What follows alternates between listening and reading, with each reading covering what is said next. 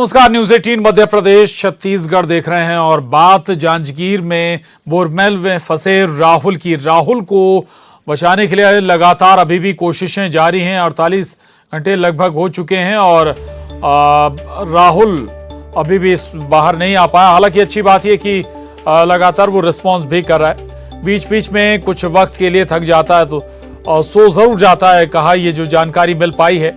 और कई कोशिशें हो रही हैं, अलग अलग स्तर पर ये कोशिशें हैं। रोबोटिक मशीन भी राहुल को बाहर निकालने की कोशिशों में जुटी है। दूसरी ओर एक टनल बनाने का काम भी चल रहा है। तो ये 8 तस्वीरें देखिए आप रेस्क्यू ऑपरेशन की, और लगभग 2 दिन हो चुके हैं, 48 घंटे हो चुके हैं, और लेकिन राहुल को अभी बाहर नहीं निकाला जा सका है। लेकिन उसे खाने पीने की चीजें उसके पास तक पहुंचाई जा रही हैं, ऑक्सीजन उसके पास तक पहुंचाई जा रही है ताकि वो सुरक्षित रहे। लेकिन गड्ढे में बताया जा रहा है कि नीचे पानी भी है और इसलिए उसे परेशानी हो सकती है, खतरा बढ़ सकता है। लेकिन रेस्क्यू ऑपरेशन अभी भी जारी है। बताया जा रहा है कि टनल बनाई जाएगी और टनल बनाने में थोड़ा सा वक्त जरूर लगता है, लेकिन कोशिश ये होगी कि जिस ऊंचाई पर राहुल फंसा है उससे और नीचे टनल बनाई जाए और वहीं से राहुल का रेस्क्यू कर लिया जाए। एक तरफ मुख्यमंत्री भी लगातार इस पूरे रेस्क्यू ऑपरेशन पर नजर बनाए हुए हैं। परिवार वालों से उन्होंने कई बार बातचीत की, उनकी हिम्मत भी बढ़ाई, हौसला भी बढ़ाया, ये भी निर्देशित किया कि जो भी और आवश्यकता है, जिस तरह की भी जरूरत हो, उसके लिए वहां पर कदम उठाए जाएं। तो कई मशीनें लगी हुई हैं। रोबोटिक मशीन को बुलाया गया था गुजरात से, हालांकि उसके भी प्रयास अभी तक असफल रहे हैं। तस्वीरें आपको दिखा रहे हैं। परिजनों का हाल बेहाल है और एक तरफ दुआओं का दौर भी चल रहा है ताकि राहुल सुरक्षित वापस आए। युगल तिवारी हमारे साथ लगातार बने हुए हैं जांजगीर से, जहां पर यह हादसा पेश आया था। युगल, क्या प्रगति है इस पूरे रेस्क्यू ऑपरेशन में? क्या नई बात अभी तक आई सामने?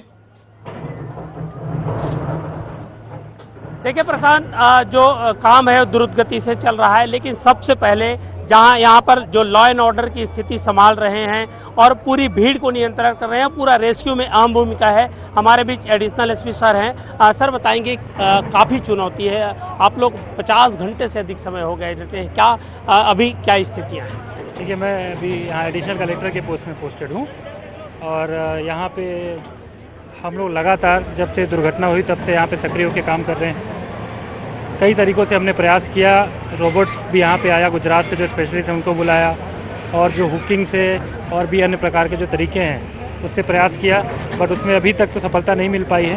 साथ ही साथ पैरेलली हमारा जो टनलिंग का वर्क है वो भी चल रहा है और हम होप कर रहे हैं, क्योंकि रॉक्स काफ़ी बीच बीच में कड़ी आ रही हैं जिसके कारण टनलिंग करने में टाइम लग रहा है। तो उसको मिनिमाइज कैसे कर सकते हैं और कैसे जल्दी से जल्दी हम बालक तक पहुंच सकते हैं, हमारा प्रयास। प्रशासन के लिए एक बड़ी चुनौती है, जिस तरह से यहाँ पर जो मशीनरी का आप लोगों ने मैनेजमेंट किया है, तमाम जो मैन पावर है उसकी व्यवस्था की है, काफ़ी दिक्कतें हो रही हैं। देखिए, ये निश्चित रूप से चैलेंज है और इस चैलेंज में हम लोग अपनी पूरी कोशिश कर रहे हैं और हमारा विश्वास है कि बहुत शीघ्र ही हम राहुल तक पहुंच पाएंगे। जहां तक मशीनरी को मैनेज करने की बात, मैन पावर को मैनेज करने की बात, तो उसमें हमारी पूरी टीम सक्रिय रही और जो भी मशीन रिक्वायर्ड है, इसमें मतलब हाइड्रा से लेके, जेसीबी से लेके, पोकलेन से लेके, कॉम्पैक्टर से लेके, साइड ड्रिलर से लेके, तमाम ऐसी मशीनें जहां भी अवेलेबल थी हमने कांटेक्ट किया और उसको जल्दी से जल्दी यहाँ पे मोबिलाइज किया है। और ये रेस्क्यू एफर्ट्स जब से ये दुर्घटना हुई तब से लगातार चालू होता रहा है, चलता रहा है। उम्मीद ये है कि हम कैसे बालक तक जल्दी से जल्दी पहुंच पाएं, और मैं चाहता हूं कि आप सभी लोग भी हमारे साथ जुड़े हुए हैं, आप भी अच्छा कवरेज कर रहे हैं।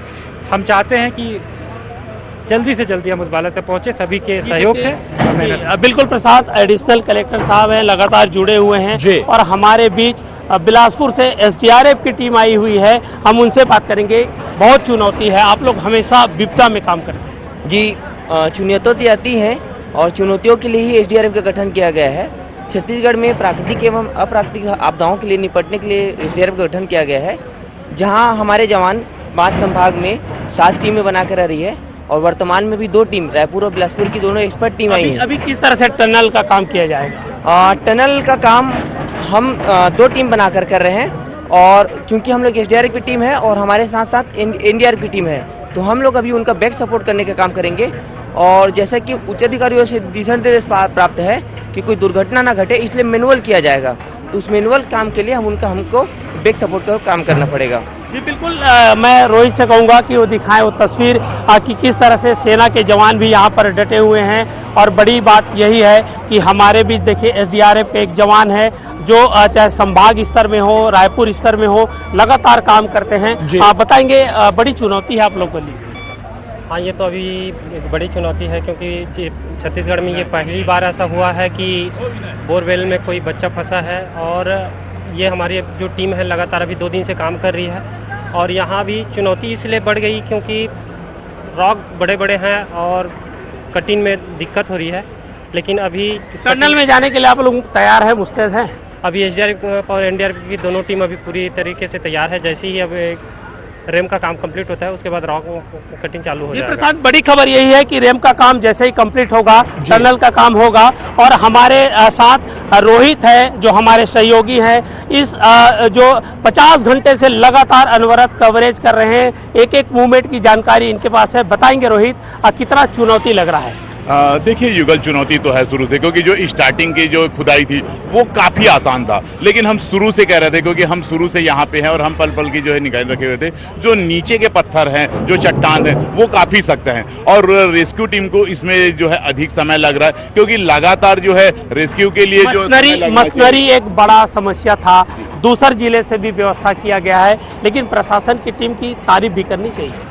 निश्चित तौर पर प्रशासन की टीम, जो उनके अधिकारी हैं, सभी अपने बेशदे में और लगातार बिना रुके थके ही लगातार कर रहे हैं। अगर हम ग्रामीणों की बात करें तो वो भी भरसक सहयोग कर रहे हैं, क्योंकि हम शुरू से देख रहे हैं ग्रामीण जिनसे जिस स्तर का काम हो रहा है बिना कहे कर रहे हैं, मैनेजमेंट बनाने में कर रहे हैं। जो अधिकारी हैं रेस्क्यू टीम के, वो भी जो है शिफ्ट बाय शिफ्ट वो अपने आपसी शिफ्ट बनाए हैं। एक थका नहीं है कि दूसरा आकर के हो जा रहा है, लगातार वो भी अपना बेच दे रहा है। हर कोई चाह रहा है कि राहुल जल्द से जल्द जो है उसकी माँ के गोद में हो आए। सबसे दर्द और यह सबसे वेदना वाली बात होती है जब एक माँ अपने बच्चे को पुकारता है गड्ढे से, और एक जो कहा जाए कि दिव्यांग बच्चा है, रिस्पॉन्स नहीं करता। इस तरह की सिचुएशन बनती होगी। निश्चित तौर पर राहुल देखिए एक मानसिक रूप से कमजोर है, और माँ तो माँ होती है, क्योंकि हमने देखा है माँ का रुदन, जो भाई का प्यार है, दुलार है, हमने देखा है। और हमारे जो न्यूज़ 18 के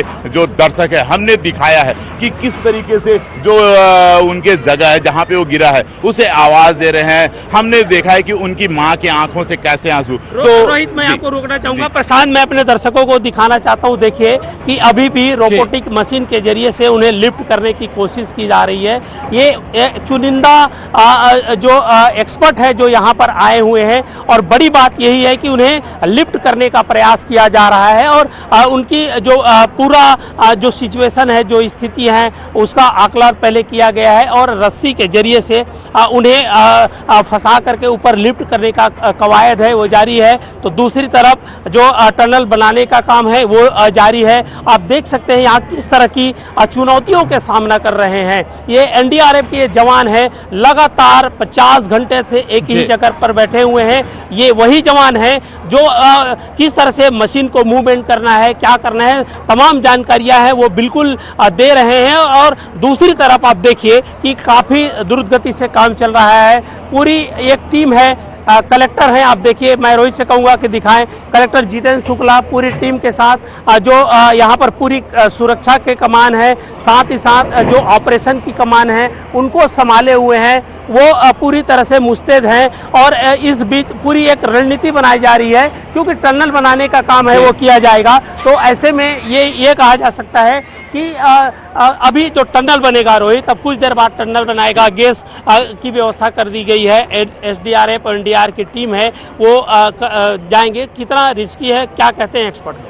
देखिए रिस्की तो बहुत है, क्योंकि जिस जगह पे ये काम चल रहा है पत्थर काफी सख्त है, लेकिन ऊपर में जो मिट्टी है इसके ऊपर में वो काफी नरम है। तो इसीलिए जो ऊपर का जो परत है उसे पहले हटाया जा रहा है, क्योंकि ऊपर के परत अगर नहीं हटाए जाते हैं तो जो मिट्टी है जब नीचे में रेस्क्यू चलेगा तो वो एक गिरने का खतरा रहेगा। जो टनल के लिए जो पाइप लगाए जाने हैं वो सबसे बड़ा रिस्क रहेगा युगल, क्योंकि खुदाई में जिस तरीके से कठोर चट्टान का सामना करना पड़ रहा है, खुदाई के दौरान उन्हें तोड़ने में जो दिक्कत आ रही है, जब टनल के पाइप को जब लगाने का काम होगा, अंदर डालने का, वो एक बड़ा चुनौती रहेगा। और वहां पे सबसे ज्यादा सावधानी की, गंभीरता की और जो है जिम्मेदारी की जरूरत रहेगी। जो भी वहां पे रेस्क्यू करने जाएगा, जो टीम जाएगी, उसे सावधानी बरतनी पड़ेगी, क्योंकि एक तरफ जो है राहुल जिंदगी और मौत की जंग लड़ रहा है, तो दूसरी तरफ जो है रेस्क्यू करने वाले खुद मौत की जंग लड़ने के लिए नीचे जाएंगे। तो एक चुनौती और चैलेंज निश्चित तौर पर उनके लिए भी रहेगा, क्योंकि इतने नीचे में जाना और ऊपर में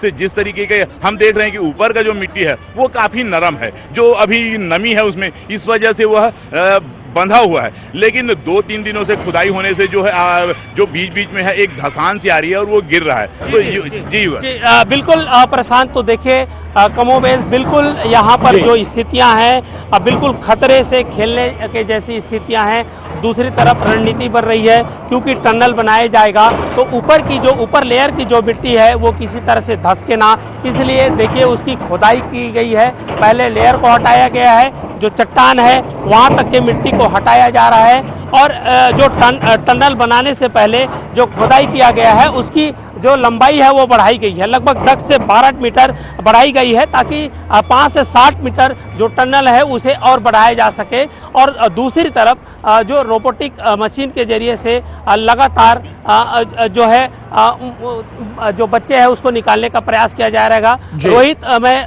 कहूंगा कि दिखाए कि बच्चे को केला दिया जा रहा है, और आप देख सकते हैं आज दिन भर में लगभग 8 केले आपको बच्चे को दिए गया है।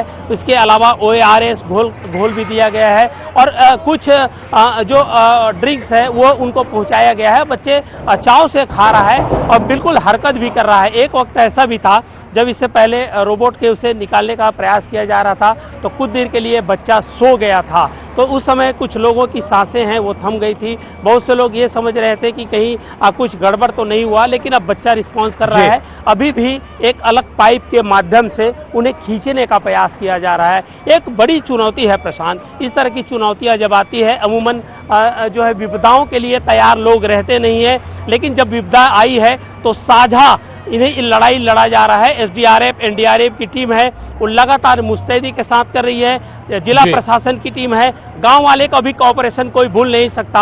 हम देख रहे हैं कि जहां पर खुदाई का काम चल रहा है, जहां रेस्क्यू का काम चल रहा है, वहां गांव भर के बच्चे बोतल में पानी ला करके जो रेस्क्यू काम कर रहे हैं उनको पिला रहे हैं, और ये अलग अलग तरह से अपनी सेवाएं हैं वो दे रहे हैं। एक बड़ा सहयोग यहाँ पे देखने को मिल रहा है, हर घर से दुआएं आ रही हैं, हर लोग दुआएं दे रहे हैं। और जिस तरह से हमने तस्वीर दिखाई है रुदन से लेकर के जो है संघर्ष की जो पूरी तस्वीर हमने न्यूज 18 के माध्यम से तत्परता से, प्राथमिकता से पहले दिखाई है, तो ये कहा जा सकता है कि लोग अभी भी दुआएं कर रहे हैं कि राहुल आए और सही सलामत अपने माँ बाप के गोद पर वो उसी तरह अटखेलिया खेले, मस्ती करे। प्रशांत, बिल्कुल दुआओं का दौर तो चल ही रहा है चारों तरफ। पूरे छत्तीसगढ़ में लगातार लोग चाह रहे हैं कि जल्द से जल्द राहुल साहू को सुरक्षित बाहर निकाला जाए, और इसके लिए अलग अलग स्तर पर कोशिशें भी हो रही हैं। एक तरफ रोबोटिक मशीन के जरिए बाहर लाने की कोशिश हो रही है, एक बार फिर वहां भी कोशिश शुरू हुई है।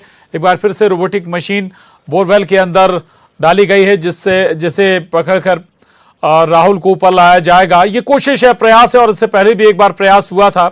हालांकि बीच में कुछ देर के लिए जो राहुल था वो सो गया था, हालांकि फिर से उसे कुछ खाने के लिए चीजें दी गई हैं। गहराई में 80 फीट की गहराई में जहां राहुल है वहां पर उसे जो चीजें दी जा रही हैं वो खा पी भी रहा है।